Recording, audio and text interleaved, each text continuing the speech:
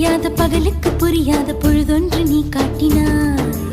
இதயத்தில் நீ இருப்பதனால் நான் தூங்கும் நேரத்தில் என்னுள்ளே தூங்காமல் நெஞ்சுக்குள் வாயாடினாய். கண்ணாடி நீ கடிகாரம் நான் உன்னுள்ளே ஓடோடி வாழ்வே.